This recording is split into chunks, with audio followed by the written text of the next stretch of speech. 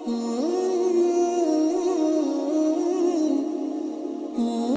بالله من الشيطان الرجيم بسم الله الرحمن الرحيم بل أتيناهم بالحق وإنهم لكاذبون بل أتيناهم بالحق ہم لوگ تو آئے ہیں ان کے پاس حق کے ساتھ. اللہ کا پیغمبر بھی اپنی مرضی سے نہیں آتا, اللہ اسے بھیجتے ہیں تب وہ آتا ہے. اپنی مرضی سے کوئی پیغمبر بنتا نہیں. فرمایا انہم لکاذبون, یہ لوگ جھوٹے ہیں. خود یہ جو جھوٹے ہیں اس وجہ سے یہ پیغمبر پر ایمان نہیں لاتے. ان کی جو باتیں ہیں یہ من گڑت ہے, یہ جھوٹی ہیں کہ حضرت عیسیٰ خدا ہے, عزیر خدا ہے, خدا کے بیٹے ہیں. یہ باتیں جھوٹی ہیں کہ بت خدا ہے, بتوں سے مانگتے ہیں. فرمایا یہ سارا کچھ جھوٹ ہے, اس کا پیغمبر اور کتاب جھوٹی نہیں. متخذ اللہ, نہیں بنایا پروردگار نے, اللہ نے, من ولد, کوئی اولاد. اللہ اپنے لیے کسی اولاد کو نہیں بناتا. اگر اللہ اس وقت اپنے لیے اولاد بناتا جب اللہ محتاج ہوتا. اللہ تو محتاج ہے ہی نہیں, مخلوق محتاج ہے, تب یہ اپنے لیے اولاد مانگتے ہیں. اللہ کو اولاد کی کوئی محتاجی نہیں. فرمایا وما کان معه من الہ, اور نہیں ہے اللہ کے ساتھ کوئی معبود شریک. یعنی جیسے اللہ کائنات کا نظام چلا رہا ہے اس کے ساتھ کوئی دوسرا چلانے والا نہیں, اکیلا ہے, تنہا ہے. اوپر تفصیل گزر چکی تھی, اب آ کر یہاں پر اجمالی طور پر پھر بتایا جا رہا ہے. اب اللہ یہاں پر ایک دلیل دیتے ہیں کہ میں اکیلا ہوں. فرمایا اذا لذهب كل الہ, اگر ہوتا اللہ کے ساتھ کوئی معبود دوسرا, اذا لذهب كل الہ, پھر وہ جتنے ہوتے, ایک ہوتا, 100 ہوتا, 2 ہوتے, جتنے بھی ہوتے, وہ لے جاتے سارے کے سارے بما خلق, اپنی مخلوق. اللہ کے ساتھ کوئی اور ساتھی ہوتا وہ اپنے بندوں کو لے کر نکل جاتا کائنات سے. کیوں؟ آپ دیکھ لیجیے, 2 بھائی ایک گھر کے اندر گزارا نہیں کر سکتے. جب تنگ ہوتے ہیں, لڑائی جھگڑے ہوتے ہیں, تو ایک بھائی کہتے ہیں یہ میرے بچے ہیں, میں گیا نکل گیا یہاں سے. اللہ فرماتے ہیں اسی طرح میرے ساتھ بھی اگر کوئی معبود ہوتا نا, وہ اپنے لوگوں کو لے کر نکل جاتا. لیکن آج تک کائنات کے اندر کسی کا بس نہیں چلا کہ وہ کائنات سے باہر نکل جائے, دنیا سے باہر نکل جائے, اللہ کے لے جانے کے بعد بغیر. تو فرمایا وَلَعَلَى بَعْضُهُمْ عَلَى بَعْضٍ, اور یہ ایک دوسرے کے اوپر معبود جو ہے برتری حاصل کرتے ہیں.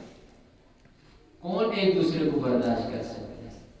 آج کل 2 وڈیرے, 2 سردار یا 2 کوئی قوم کے بڑے, وہ ایک دوسرے کو نہیں دیکھ سکتے.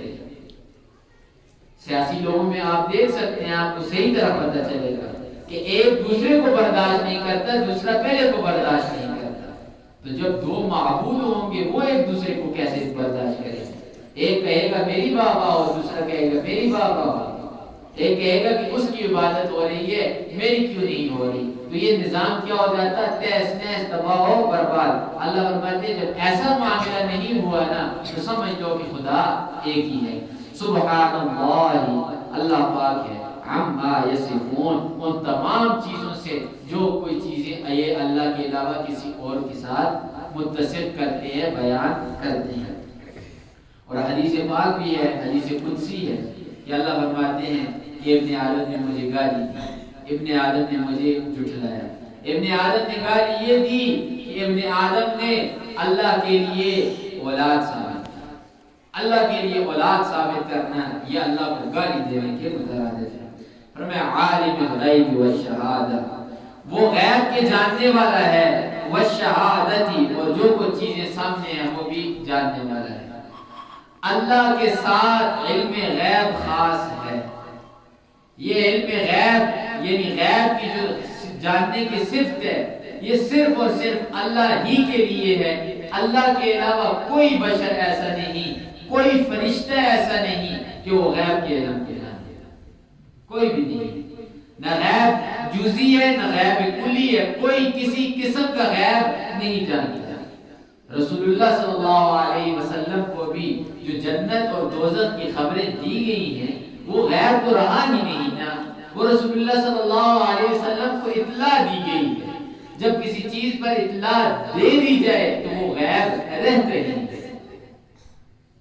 اور فرمایا وہ فتعالی، وہ کیا ہے؟ بلند ہے، بہت دور ہے، عما یشرکون، ان چیزوں سے جن چیزوں کے بارے میں یہ لوگ اس کے ساتھ شریک ٹھہراتے ہیں۔ اللہ کو کسی شریک کی ضرورت نہیں، اللہ بہت بلند ہے، بہت دور ہے ان شریکوں سے۔ قل، آپ فرما دیجئے محمد رسول اللہ، ربی، میرے پروردگار، اما ترینی، اگر تو مجھے دکھلائے میری زندگی کے اندر ما یوعدون، وہ چیزیں جس کا تو نے ان لوگوں کے ساتھ وعدہ کیا ہوا ہے، یعنی عذابات۔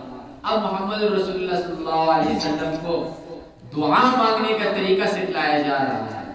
عذاب تو اللہ بھیج سکتے ہیں، کسی وقت بھی بھیج سکتے ہیں۔ فرمایا کہ اے محمد رسول اللہ، آپ اپنی دعاؤں کے اندر اس دعا کو بھی شامل کریں کہ اے اللہ، جب اگر تو میری زندگی کے اندر مجھے عذاب دکھلائے تو فرمایا کیا ہو؟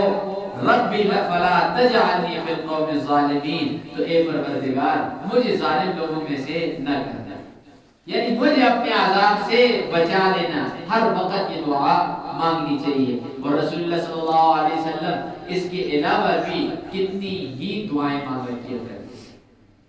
اللہم انی اعوذ بک من فتنۃ المسیح الدجال، کہ اے اللہ میں عذاب، یعنی یہ جو فتنہ ہے مسیح دجال کا، میں اس سے تیری پناہ مانگنا چاہتا ہوں۔ اور بھی کئی فتنوں سے رسول اللہ صلی اللہ علیہ وسلم دعا مانگا کرتے تھے۔ تو فرمایا وَإِنَّا عَلَىٰ أَن نُرِيَكَ، اور بے شک ہم، یعنی اللہ اپنا فرماتے ہیں، اور بے شک ہم اس بات پر کہ آپ کو دکھلائیں ما نعدہم، جو کچھ وعدے ہم نے ان کافروں سے کیے ہیں، لقادرون، عذاب کے تو ہم قادر ہیں اس چیز پر کہ عذاب لے آئیں۔ ہم آپ کی زندگی کے اندر بھی ان کے اوپر عذاب لا سکتے ہیں۔ لیکن دوسری جگہ پر فرما دیا وما کان اللہ لیعذبہم وانت فیہم، کہ محمد رسول اللہ آپ کے ہوتے ہوئے میں ان کو کیسے عذاب دوں؟ میں عذاب نہیں دیتا، آپ میرے محبوب ہیں، آپ کے ہوتے ہوئے میں کیسے انہیں عذاب دوں؟ لیکن ادھر فرما دیا کہ محمد رسول اللہ اگر ہم چاہیں تو آپ کی زندگی میں ہم عذاب دے سکتے ہیں، دیتے نہیں، یہ علیحدہ بات ہے، یہ ہماری اپنی مرضی ہے۔ اگر ہم دیں تو ہم سے پوچھنے والا کوئی نہیں۔